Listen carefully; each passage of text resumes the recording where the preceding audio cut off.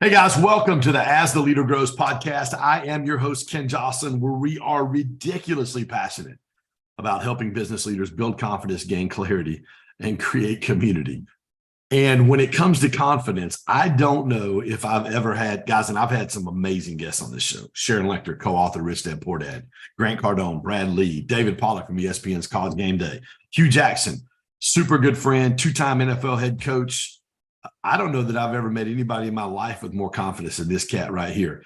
I want to introduce to you my new friend, Sean Swarner. He is the only person ever to summit Everest, the tallest peaks on 7 continents, North Pole, South Pole, the championship in the Hawaiian Ironman, all after 2 terminal cancers, a year-long coma, and 1 lung. Guys, today he's going to eradicate every excuse you have in your life on why you can't do what God's put on the inside of you. Sean, what's up, dude?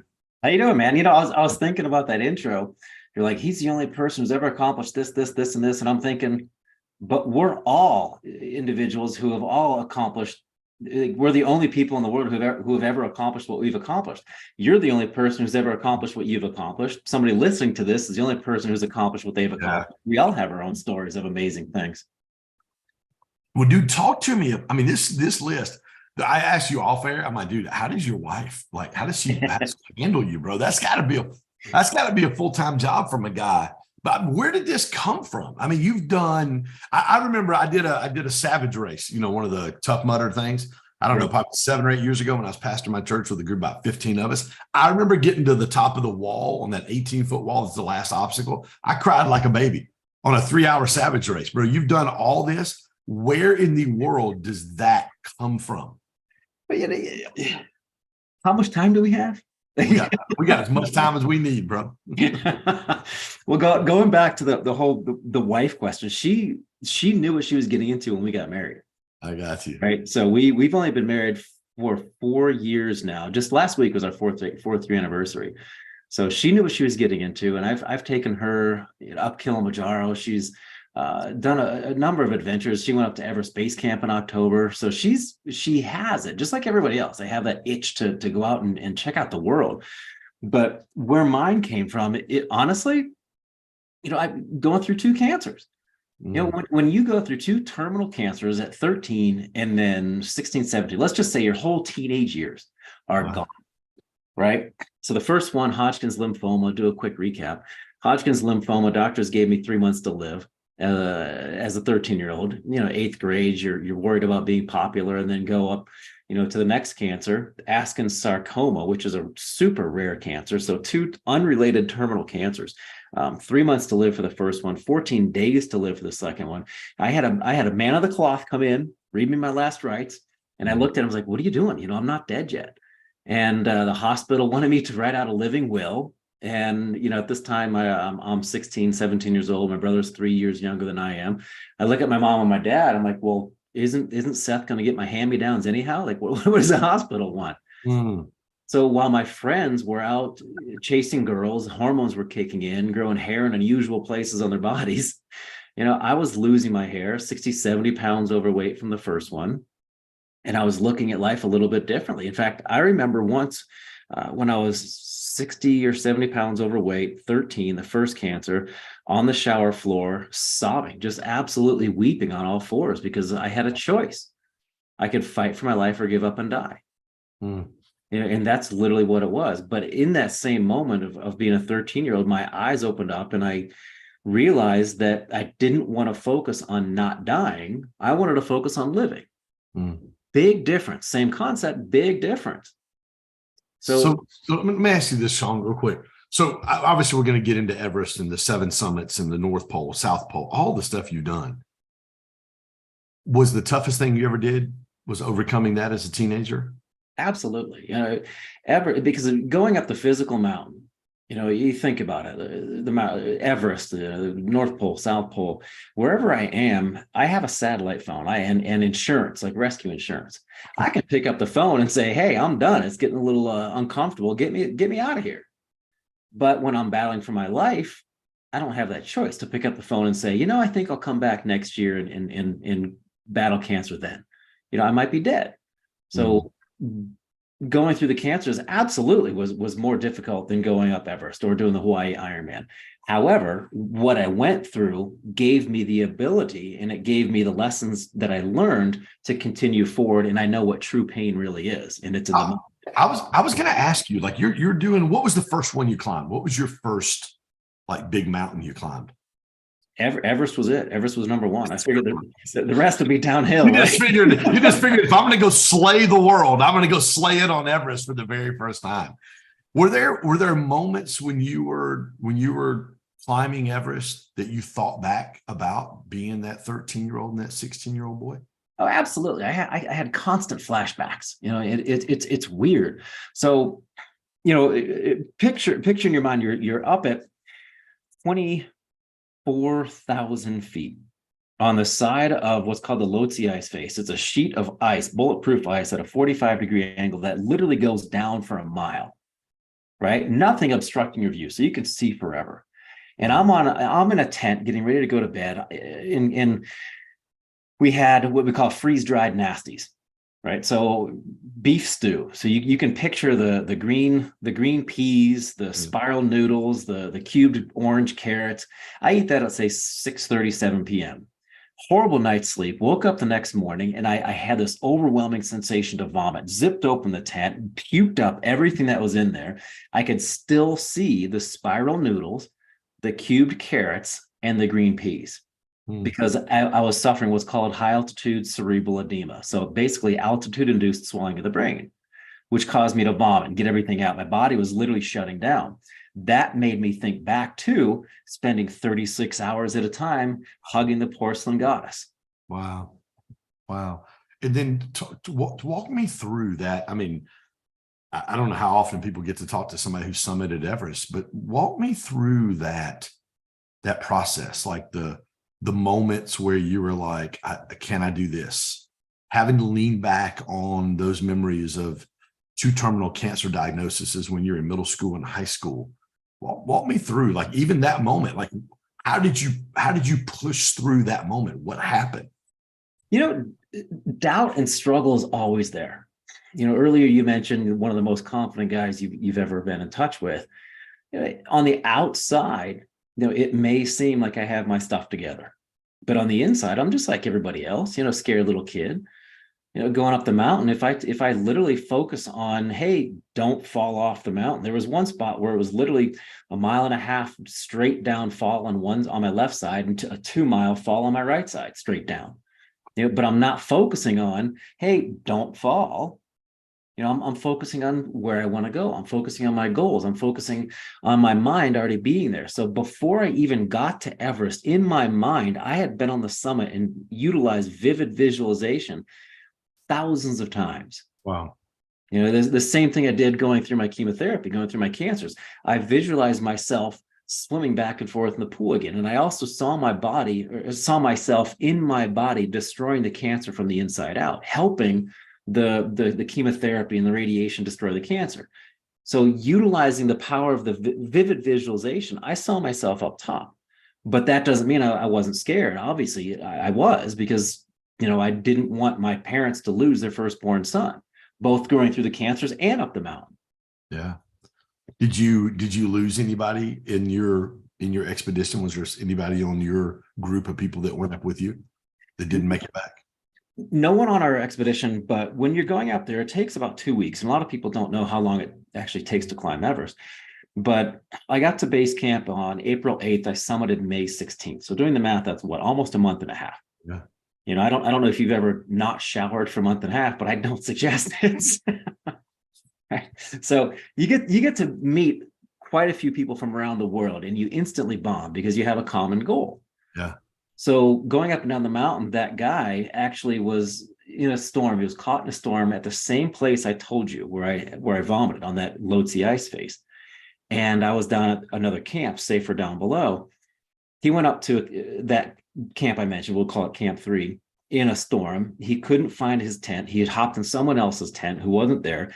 No food, no water, 2 days, 2 nights, delirious on his way down, misclipped on a guide rope and tumbled over 2,000 feet into a crevasse. Wow. And I remember waking up after the storm was over and looking up at the sheet of ice and literally seeing the blood splots on the ice where he landed as he tumbled down. And how did that affect you? What did that do to you, knowing you've got a good bit of your journey left ahead of you? It was just like being when I was 13 years old in the bottom of in the shower floor. I collapsed to my knees and I sobbed. I wept, because I'm thinking instantly, well, God, this guy died, and how many other people died attempting to do the same thing I'm trying to do. Yeah. So walk me through. So you're Everest, you said the middle of April, and then the first week or two of May before you summit. What was that like? Well, it was cold. It was white, and with all the snow, and it's so difficult to describe. It's like when you get to base camp, right? I don't know where you are. Where are you right now? I'm in Birmingham, Alabama. All right. So what's your altitude? Maybe 100 feet. Yeah, not very high. All right. So Everest Base Camp is 17,600 feet. That was going to be my home, living in a tent for a month and a half, going up and down the mountain. I live in Colorado, right? I'm about 6,200 feet. The highest point in Colorado is, we'll just round it up and say 14,500 feet. Base camp is 17,600 feet on a glacier that moves 4 feet a day. Wow. So while you're there, you're hearing avalanches and rocks tumble every day. The section called the Khumbu Icefall, which is the most dangerous section right after base camp, that's like chunks of ice the size of skyscrapers just cramming into one another. But going up and down the mountain, you go up, let's say, to Camp 1, about 2,000 feet vertical from base camp with a full backpack, carrying a lot of gear, dump that stuff off, come back down with an empty backpack. Then you would rest. It could be a day, 2 days, 3 days. The reason being is your body is essentially manufacturing and growing more red blood cells and hemoglobin, because the higher you go, the less oxygen there is. And to adapt for that, the human body makes more red blood cells and hemoglobin to handle the altitude. Carry the oxygen. Exactly. So you go back up to that altitude again with a full backpack, come back down with an empty backpack, rest, day, 2 days. We would do that up and down and up and down and up and down so many times that even before you go for the summit, you've probably been up the mountain 15 or 16 times. Wow. And that's what most people don't realize, how arduous it is, just going up and down so many times. And that exponentially increases the chance of a fall, of an injury, or death. And so you summit. That was the first mountain you climbed. You summit. How exhilarating was that? What did you feel when you got there and you realized, I'm one of however many people in the history of the world that have summited Everest? Well, if you could take every emotion you've ever had and put it into one of those tiny little bouncy balls and explode it out, that's kind of what it was like. I got up there, and again, I collapsed to my knees, and I started bawling. But the reason I climbed Everest, that was going back to your question about, how did I overcome those doubts? It was understanding the purpose behind it. Because for me, it was never about the summit. It was about the reason being on the summit, being on the mountain. And it was to be the first cancer survivor in history to do it. However, the whole time I was climbing, I had a flag that was about 1.5 feet by maybe a foot that had names of people touched by cancer. And I always had that folded up in my chest pocket close to my heart. Wow. As a reminder of why I was doing it, the deeper purpose. So when I reached the summit, I unfurled that flag and wrapped it around the top of the world, essentially commemorating anyone touched by cancer forever. Wow. It's funny you say that.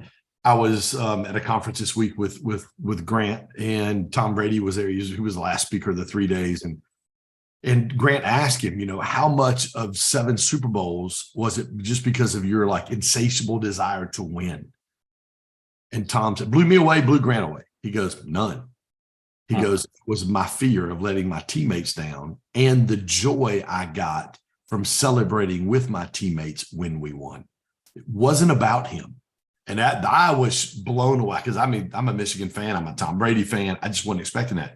And when you just said that, it wasn't just you on that journey, but it was all those cancer survivors. Tell me, I heard a story on 60 Minutes, probably 20 years ago. John Maxwell actually said the story, I heard him share about it, that the majority of people that lose their life on Everest are the people that are on the way back down, because they've already lived their dream, and they don't have a dream to take anybody else and experience what they've experienced. Obviously, that's not the case for you because of even your purpose and reason on doing what you're doing. So you're on the way back down from Everest. What are you processing? What's next? I mean, how do you go from Everest to what's next? Like, where did the list of, I want to climb the highest peaks of all 7 continents. I want to go to the North Pole, South Pole, do this, the badassest Ironman in the history of creation. Where did all that stuff start to swirl around in your head, dude? One of the first thoughts when I got to the top literally was, holy cow, I made it. Right. But then I also looked around, and obviously, as you now know, climbing is a round trip sport. So I had to get back down. And what happens is so many people get to the summit, they expend all their energy because you're climbing through the night. We left at like 10 p.m. I summited at 9:32 in the morning. So what is it? 10 hours, right? So coming down, most people are exhausted. They're spent physically, emotionally, spiritually, you name it. And because the whole time you're going up, you're wearing these things called crampons, which are like metal spikes on the bottom of your boots. And there are 2 points on each foot that stick out. So let's say you're not paying attention and one of those points clips your pant leg of your other leg. You're going to tumble. If you're going up the mountain and you fall, you're going to fall into the mountain. If you go down the mountain and you tumble, you're not going to stop until you hit the bottom. Mm. So obviously I knew I had to get down safely. And I also remember radioing my brother when I got, because he was at base camp, just like family was always there through the cancers. I have never been to the summit of any significant peak by myself. There's always someone there. And I remember him telling me that he just radioed or called mom and dad on the sat phone saying, at this moment in time, you have a son who's standing on top of the world, right? Which is really cool. Cool. Was that not that's got to be one of your favorite moments? I mean, every kid wants to make their parents proud. Absolutely. And it's funny, going back to what you've mentioned about Tom Brady, one of the reasons I think I'm alive going through the cancers is because I couldn't imagine what mom and dad's what their lives would have been like if they lost their firstborn son. Mm. The turmoil and just how horrible it would be on them. Mm. So coming down, I get down, everything's fine. My main goal, dude, I just wanted to get home and take a shower, a proper shower. That was the first step. I just wanted to get clean, get shaven, get a haircut, clean up again, and present myself in a decent manner. Yeah. But then as time goes on, you slowly forget about the bad things. You slowly forget about the difficulties, and you remember the good parts about it. And then I thought, okay, well, after Everest, there's 6 other peaks on the world, in the world, and why not take a flag to each one of those?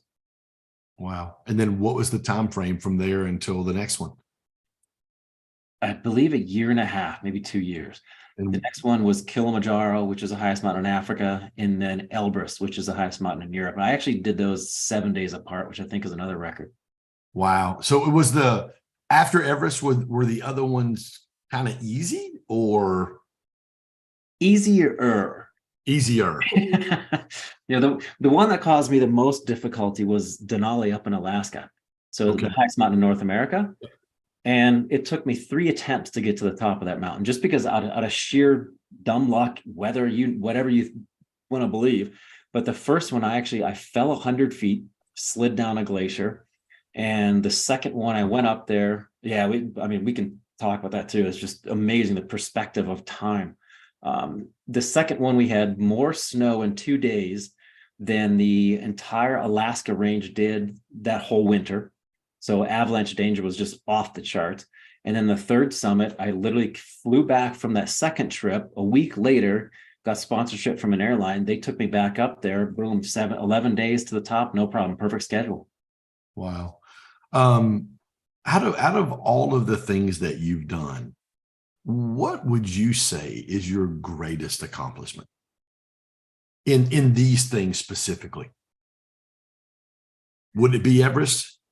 No, that's a great question. And in all honesty, I would say the biggest accomplishment, I've been up Kilimanjaro now 23 times. I'm going up again in July, 24 times. And I take a group every year as a fundraiser for a cancer charity.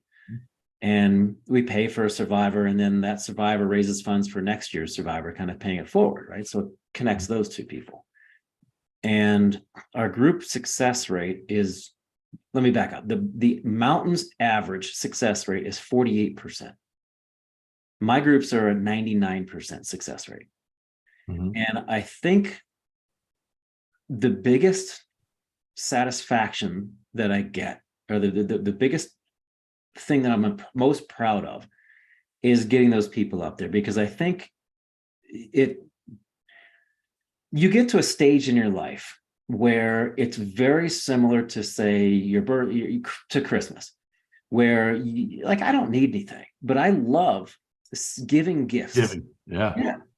Same thing with Kilimanjaro, man. I love seeing people go through, when they come out of the hotel and they look up at the mountain and they see the glaciers on the mountain, and they ask me, "Oh my God, are those clouds?" I'm like, that's a summit. And I tell them, pardon my French, but they go from that oh shit moment to the summit. And this entire transformation happens over 6 days. I can see people change. And the tears that, you mentioned getting to the top of, the 3 hours that you did for your event, getting to the top of that hill or the wall. Mm-hmm. And imagine doing it for 6 days where you're just spent. But when you get to the summit, everybody's in tears. I've had people who were these super tough as nails Marines up there in tears. The waterworks everywhere. And then the transformation that I see in people is probably the biggest thing that I'm most proud of. What's been some of the most amazing stories from people you've taken and helped summit to do things that they probably didn't even think was possible? One lady came back, and I asked her how it changed her life, and she said that it made her a better mom, a better daughter, a better wife, and a better person. That was huge. And then that also made my mind remember something too. There was a presentation I was giving a number of years ago, and a lady came up to me. She was standing in the queue to just meet me and just share some stories. I love that interaction, a personal interaction. And I could see that she'd been crying. Her mascara had been running down her face, and her eyes had been a little bloodshot. So she came up and she latched on. She buried her face in my chest and lost it. And I'm trying to keep my composure and not cry with her. And so I'm trying to be this strong guy, this pillar for her. And after she composes herself, she leans back and she said, the past 6 months, I lost my husband to cancer. Wow. I lost my son to cancer, and I got diagnosed for the 3rd time with cancer. Wow. She goes, in my room, I have sleeping pills and alcohol and a suicide note. Wow. She said, I convinced myself to go to your talk, and you saved my life. That means more than anything. Yeah. So outside of the stuff that you're doing on the summits and the North and South Pole, walk me through that. Are they summits? I mean, is that something you climb, or you just wanted to go to those places? Well, it's part of what's called the Explorers Grand Slam, which I think sounds like a Denny's breakfast platter, but it's the 7 summits, the highest mountain on every continent, and the 2 poles, and very few people have done that. But logistically, getting to the South Pole, it's pretty difficult. You fly down to the bottom of South America, hop on a plane that's chartered for other people who are heading down there. And then you get on another plane from there that is fitted with skis to land on the ice. They drop you off there. And when that plane takes off, it's just silent. And then you head south. But what's cool when you get to the South Pole is there's actually a marker. It's a South Pole research station, right? Wow. So I got a tour of that place, and it was really. They have 5-star hotels down there. Where do you stay? Is there like a St. Regis or a Ritz, or where are you hanging out at the South Pole? Right, in a tent. And what's crazy is that because of the ozone layer, how there's a big hole in the ozone layer down there, the tent, it's literally 80 degrees on one side of the tent where the sun's blasting it, and like 0 degrees 6 feet from there. It's insane. But the North Pole, there's nothing there. I mean, except for, Santa Claus. But aside from that, the North Pole, it looks the exact same as 10 miles from the North Pole or 20 miles from the North Pole. It's just white and ice. So that was kind of a letdown. So out of all these things that you've done, what's next for you? What's your passion now, besides obviously taking cancer survivors up Kilimanjaro? What are some of the things right now with Sean that are like, I'm passionate about this? This is what's next for me. If you look at the quote unquote normal life, you graduate high school, you go to college, you find your significant other maybe in college, and you get married, then you work your way up the food chain, you have kids, and then afterwards, after the kids are gone, you're empty nesters, you go out and explore. You take your money that you saved and you maybe go on a cruise or something like that. I've done things a little differently, where I graduated, I moved on, I went on these adventures, I got married, no kids, can't because of the chemotherapy, it's just not in the cards. Now I'm looking at helping other people find the confidence to do what they want to do. Because what I did, I don't know if it'll be repeated again, but not everyone's going to climb Everest. However, we all have an Everest to climb, and you have to understand the purpose and meaning of that. And I knew at 13, when I got the first diagnosis, that so many people are looking for, the meaning of life, but we should just look for a life of meaning. Going out there and doing what matters most to you, to find that passion, to find that meaning, and to find that purpose for you, not what somebody else wants for you, but what you want for yourself based on your personal core values. And those can be different for everybody. I love that. Where in Colorado are you, by the way? Just south of Denver in Castle Rock. Cool. I've got some really good friends that are in Denver. One of my therapists is in Denver. So we definitely got to connect. I'm going to be speaking out in Colorado Springs in a couple months. I mean, you're such an inspirational person. Who are the people who inspire you? Great question. People battling cancer, people going through a difficult time, people who don't fall back on their excuses. Let me put it that way. People who don't use the C card, the cancer card, people who don't have the victim mentality, people who have the resilient mindset to continue to push forward no matter what. People who don't come up with excuses. Like I said, I've taken groups up Kilimanjaro for 20 some trips.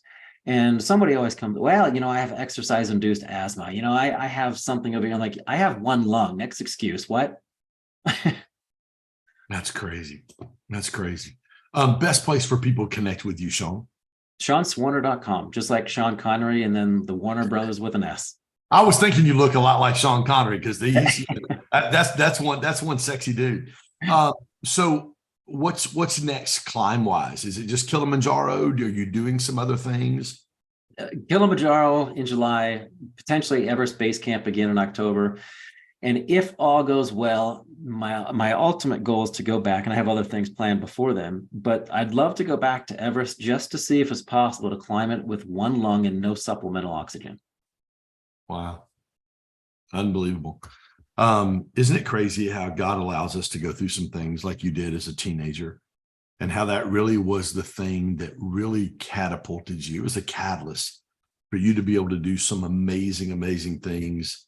Not just do amazing things, but show people that amazing things can be done with the right heart, with the right spirit, for the right reason. Dude, I can't wait to hang out in Puerto Rico in a couple of weeks, bro. I know that's going to be great. And you're right about God. I personally, I think he opens windows and doors. It's up to us to choose which ones we go through. I agree, man. I agree 1,000%. Sean Swarner, ladies and gentlemen, SEAN Swarner, SWARNER. I will link this here. Do you have a book or any kind of thing people can connect with and learn more about your story, Sean? Absolutely. I do. Actually, I have 2 books. I have a film on Amazon, and I'm also working on an online program that's going to take people through 3 weeks. Of course he does. So we'll link all that, guys, on the podcast. Sean, dude, it's been an absolute pleasure to connect. I've been looking forward to this for a while, and I'm glad our guy got us connected. So Kilimanjaro now, like, is that just like you sleep and just do that like in your sleep now, or is that even difficult for a guy like you?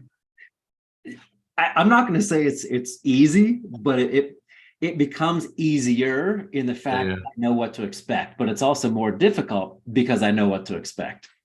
Yeah, I love it. Well, thanks for being a guest today. I will get this pushed out here in the next few weeks. The team will get you set up with everything. We'll get some links for you to get those connected. Guys, thank you so much for joining us today. And my guest, Sean Swarner, today, the only person to ever summit Everest, all the 7 highest peaks on every one of the continents, North Pole, South Pole, Ironman. This cat has done it all.